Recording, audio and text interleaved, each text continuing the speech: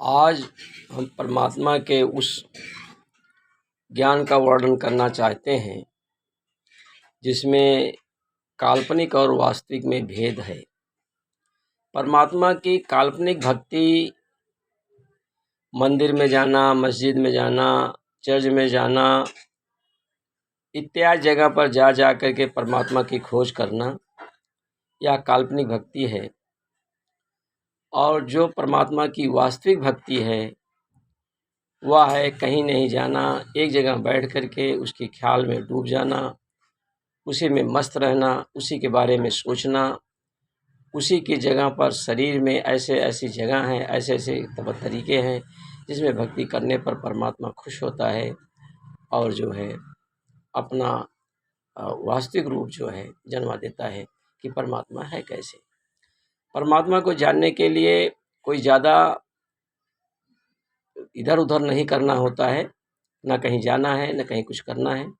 केवल यही है कि एक नियमित रूप से जानने वाला परमात्मा का भक्त मिल जाए और वह तरीका बता दे कि परमात्मा इस तरीके से मिलता है, क्योंकि उसे परमात्मा मिला हुआ है, वह परमात्मा के दर्शन कर चुका है, वह नियमित ध्यान योग से परमात्मा में गोता लगाता है, वह ध्यान योग से परमात्मा में मस्त रहता है। ऐसा भक्त जब जो मिलता है तो उसकी जो भक्ति है उसे हम वास्तविक भक्ति कहते हैं। ऐसे भक्त जो परमात्मा के बारे में चाहते तो हैं, इधर जाते हैं उधर जाते हैं, कहीं मंदिर में, कहीं मस्जिद में, कहीं गुरुद्वारे में, कहीं चर्च में, कहीं अन्य जगह जा कर के तीर्थ स्थानों में जा कर के परमात्मा को ढूंढने की कोशिश करते हैं। वो यही जानते हैं कि हम कहीं गंगा जी चले गए या सरजू चले गए या गंगा सागर चले गए या गया जगन्नाथ चले गए, इत्यादि जगह अगर हम आए गए तो ये मेरी भक्ति है। वास्तव में एक काल्पनिक भक्ति है, परमात्मा के लिए प्रयास करना है, परंतु यह प्रयास जो है बहुत हल्का होता है। इस हल्के होने के नाते यह नहीं महसूस हो पाता कि ये परमात्मा की भक्ति कर रहे हैं। ये सारी काल्पनिक भक्ति सारे मन स्तर की हैं, ये मन से होती हैं। अगर मन आपका शांत है तो आप चाहे पूजा कर लें, पाठ कर लें, प्रार्थना कर लें, चाहे जहाँ जाके जैसे भी करें, इसमें कोई दो राय नहीं है। परंतु जो वास्तविक भक्ति है इसमें तो परमात्मा का ध्यान ही होता है, व्यक्ति पूरी दुनिया से कट जाता है, तपस्वी हो जाता है और उसी ध्यान योग में मस्त रहता है। ऐसा भक्त बहुत बिरले ही हैं। ऐसे भक्तों को देख करके और उनकी बातों को सुन करके लोग जो है विश्वास नहीं करते हैं। वह भक्त जानता है कि मैं जो हूँ बहुत समझदार हूँ, बाकी लोग समझदार नहीं हैं, परंतु पूरा संसार सोचता है कि हम समझदार हैं। ये जो भक्त आंख मूंद कर बैठा हुआ है यह समझदार नहीं है। इसमें तो बड़ा ही दुविधा है। इस चीज़ की जानकारी के लिए, इस चीज़ का प्रचार करने के लिए हमने कई बार जो है कोशिश की और जानकारी की तो पता लगा कि परमात्मा की काल्पनिक भक्ति जो है इसमें परमात्मा मिलेगा। कब मिलेगा? क्योंकि कल्पना के परे है। कल्पना जो है पता नहीं किस तरह की कल्पना करके उस भगवान की, परमात्मा की, अल्लाह की, ईश्वर की भक्ति करता है और कैसी कल्पना है, कैसी चाहत है, क्या है, इसमें तो बहुत कुछ हो सकता है। परंतु जो वास्तविक भक्ति है उसमें एकदम से केवल एक ही सोच, एक ही विचार, एक ही रास्ता, एक ही तरीका, एक ही तरीके से एक ही ईश्वर को जानने के लिए प्रयासरत रहता है। इसलिए परमात्मा को यहाँ जानना आसान होता है।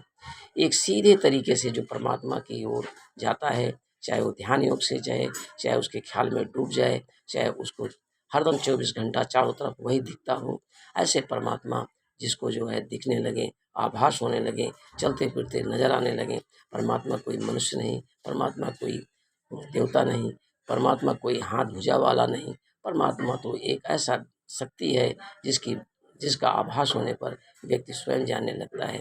परमात्मा जनाने वाली चीज़ है।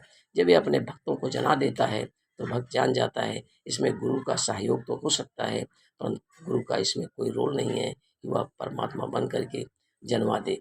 परमात्मा का रोल तो कर सकता है कि परमात्मा के रूप में वह ध्यान योग करने की क्रिया बता दे और तौर तरीका बता दे और ये बता दे कि परमात्मा की कैसे भक्ति कर किया जाए ताकि वह परमात्मा हमें मिल सके। इस तरह से बहुत सारे गुरु मिले हुए हैं जो परमात्मा से सीधा संपन्न है, परंतु वे आपसे ज़्यादा बातें नहीं करेंगे, वे ज़्यादा आपसे टीका टिप्पणी नहीं करेंगे। अगर आपने कहा ये बात है, वो बात है, तो वो बात आपका सुन लेगा और आपको जवाब नहीं देगा।